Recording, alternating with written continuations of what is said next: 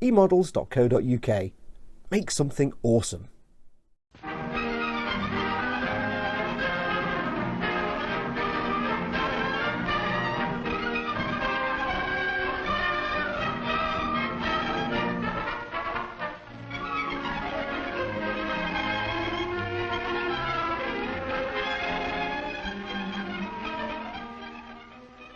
Hey everyone, it's Foxx from Model Making Guru here. Hello, welcome to a brief instructional slash demonstrational video. Couldn't think of the word then.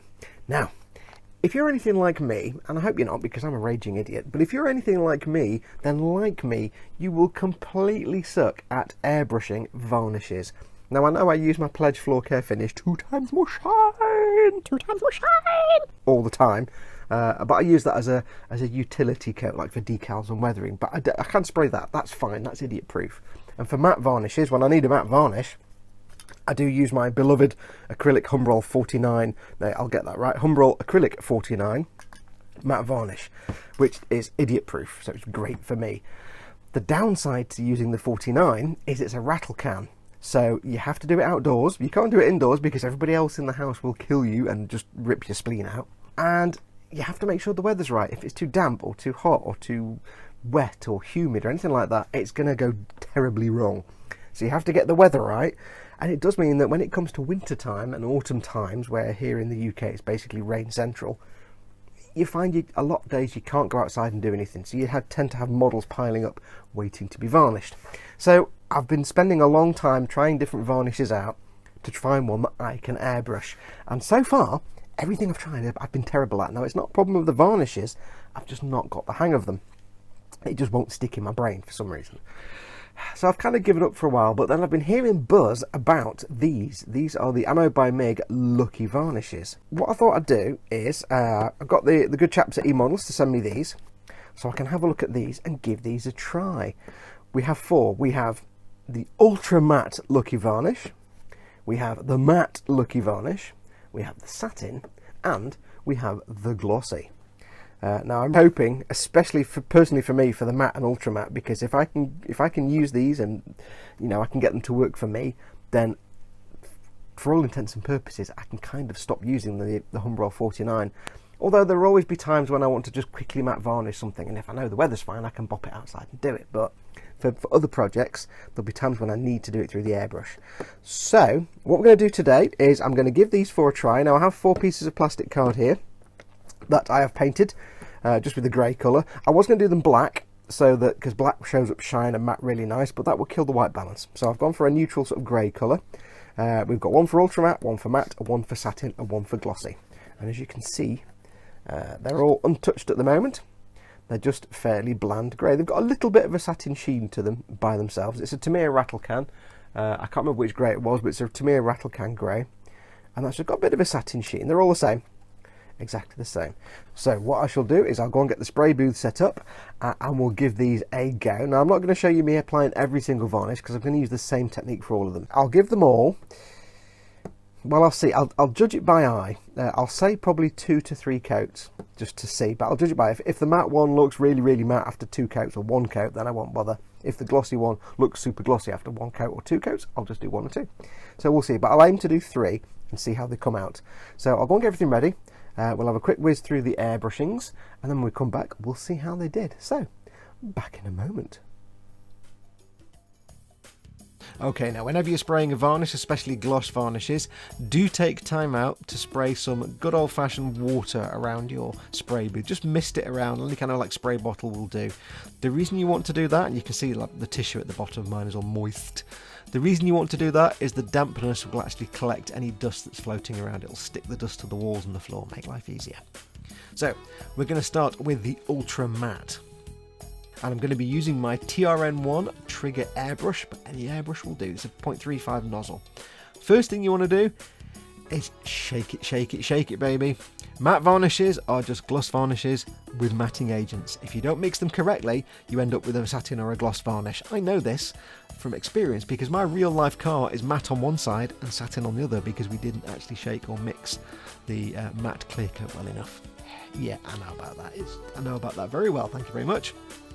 Anyway, Here we go, just cracking on. We're just going to do, as it says on the bottle, on the label, thin misty coats. And that's the beauty of these products. For the first time I'm aware of, Ammo's actually telling you how to use their products.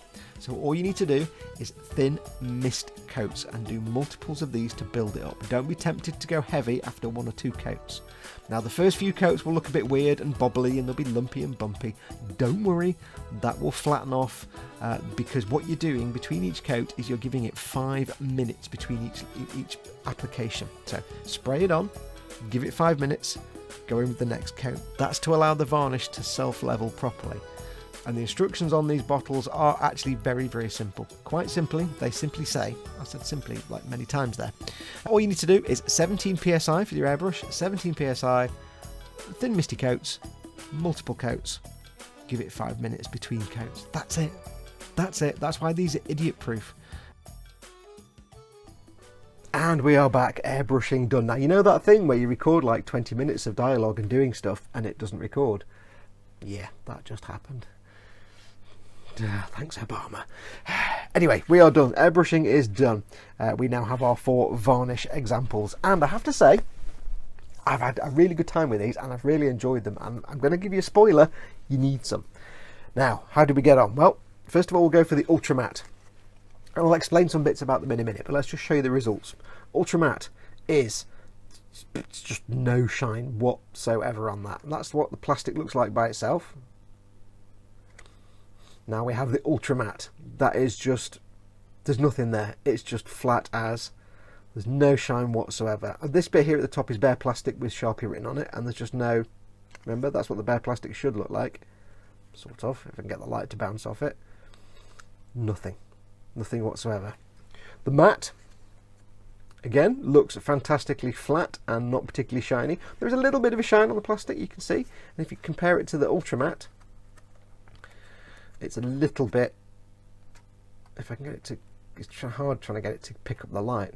There's a little tiny bit of shine in there, not a massive amount, not a massive amount at all, but just a hint. It's a slightly more shiny. It's not quite satin, but it's got a little bit of shine. And if you can't, obviously you can't feel it, but you can actually feel the difference between this and this. This is kind of feels rough, not rough like it's powdery, but you can definitely feel there's a texture to it. This one is a bit smoother. So the matte and the Ultra Matte, if you're making a model that needs to not be shiny, either of these will do you fine. This is absolutely just flat as though. We have the satin, which is, as it says on the tin, a nice lovely satin finish. Look at that. Now that's the plastic, and the plastic itself is kind of satiny. This is just plastic card. So that has returned the satin finish to this, to basically what it was before I painted it. And that is really nice. And again, this feels smoother than that and smoother than that, so you can feel it getting smoother under your finger. Really nice finish. And then last of all, we have the glossy, which, as you can see, is just shiny. It's just, if I can, where's the light gone? Where's it gone? There it is. Just shiny as. Compare it to the satin.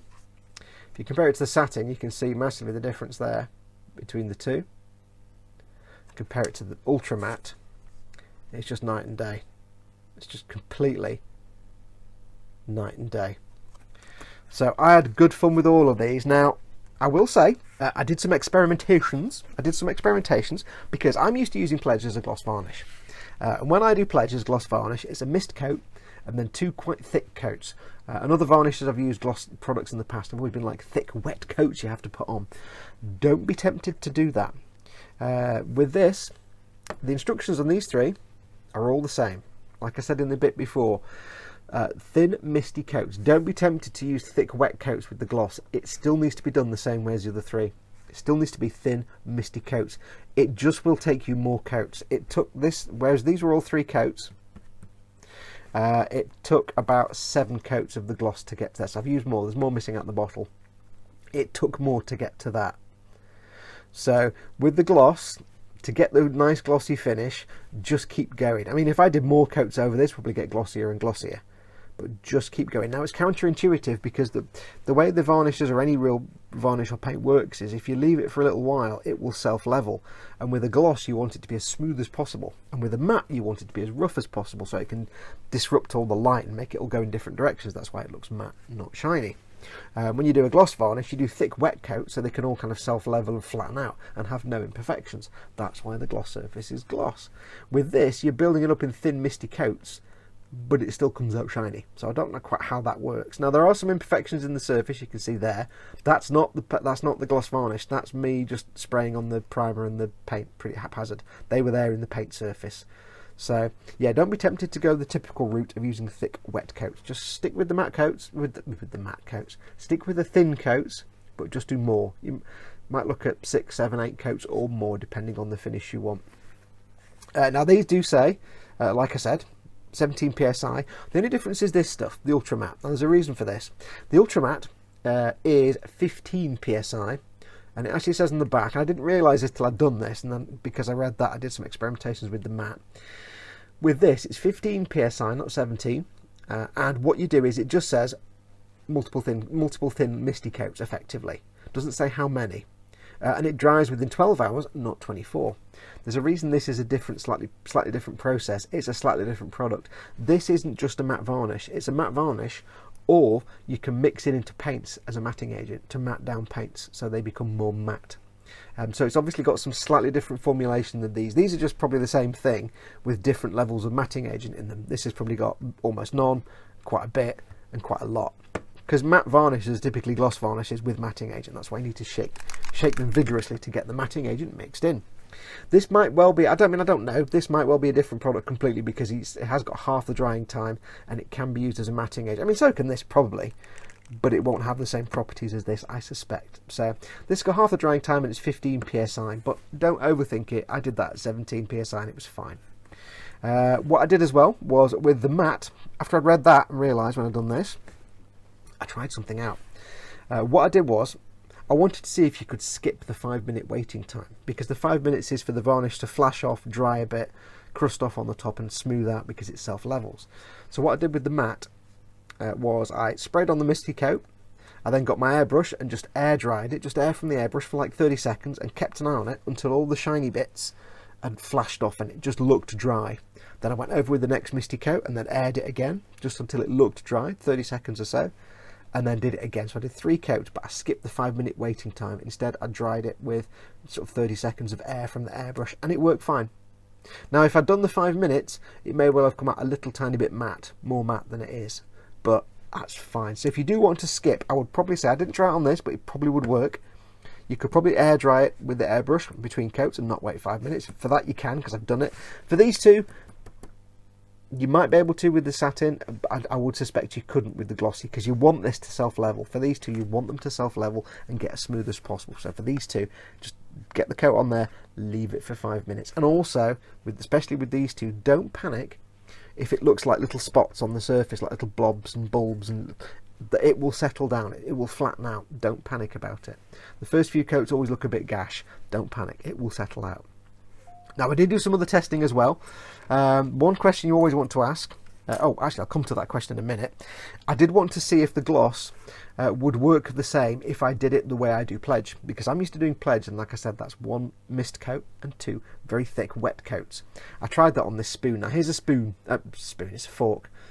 This bit is black, this is just bare black plastic, and it's a little bit shiny but not much. It's quite a textured thing, it's like just bare plastic. I basically sprayed a mist coat of the glossy and then 2 thick wet coats like I would with pledge. And this is how it came out. Now you might not see any problem with that, it looks shiny. It does, but remember the spoon's black and now it's come out this kind of creamy milky colour, and it's also a bit patchy in places. Basically it's not designed to be put on in thick wet coats, so don't be tempted to use it like other gloss varnishes. It will come out shiny, but it's got this milky texture because that's not how you're supposed to use it. That's me deliberately doing it wrong just to see what happens. And it will come out, if you spray it thick, it comes out like a milky fluid. So yeah, don't be tempted to do it like other gloss varnishes. Do it in thin misty coats and build it up. It's counterintuitive for a gloss varnish, but thin misty coats, exactly the same as a matte varnish. Build it up slowly, it'll just take you more coats. One last thing, the big question with any gloss varnish, or matte varnish I suppose, depending on what you want to do, but any gloss or satin varnish, how does it affect metallics? Here is a metal spoon, except it's not. It's just black plastic spoon with C1 metallizer on it, and it looks really nice. It was just black plastic, shiny black plastic, I just put some C1 metallizer powder over it, and it looks really metallic. Take note of this nice metallic twinge here where it goes. Right, that's important, because if we turn it over on this side and look, this side has had about 3 coats of the glossy. Now again, it's thin, misty coats, not big, fat, thick, wet coats. Thin, misty coats. And you can see it still looks metallic. It's just not quite the shiny. If you look at that sort of twinge there where the light is, it's not quite as reflective and shiny as that. It's lost a little bit of its luster. However, don't panic. That's kind of what most gloss varnishes do to metallics. Most of them, with the exception of maybe 1 or 2, will do that. But what I found is, with this test, if you've got a metallic powder like the C1 or the Ushi Van der Rosen or anything like that, and you want to protect it, I mean, the C1's pretty durable anyway, it doesn't need a varnish on it, but if you want to, then you could go over with maybe 1 or 2 coats of this. It will dull the metallic a little bit. It will spoil that beautiful metallic finish a little tiny bit, but it'll be just enough to protect it. Don't go ahead and put like 5, 6, 7, 8 coats on like you do if you're trying to get a glossy varnish, because all you'll end up with is grey with a gloss coat on it. Because the more you put on, the more it will dull down the metallic finish, but the more it will become like a glossy surface. Because it's only got 2 or 3 coats on there, it's not quite shiny, but it's not enough to dull the metallic finish down. So it's kind of a halfway step. It's just enough to protect it, but it does dull it a bit. But if I carried on putting more coats on, it would just end up looking like that, basically. Grey with a shiny, glossy surface.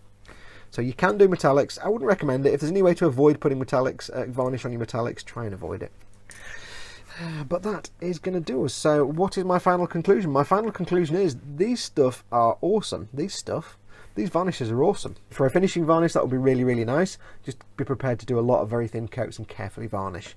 For a satin varnish, for your weathering and everything else, brilliant, perfect. If you look at a lot of Ammo's weathering tutorials, they use satin varnishes for things like pin washes, and they don't use a full gloss. They use a satin for things like pin washes and stuff like that.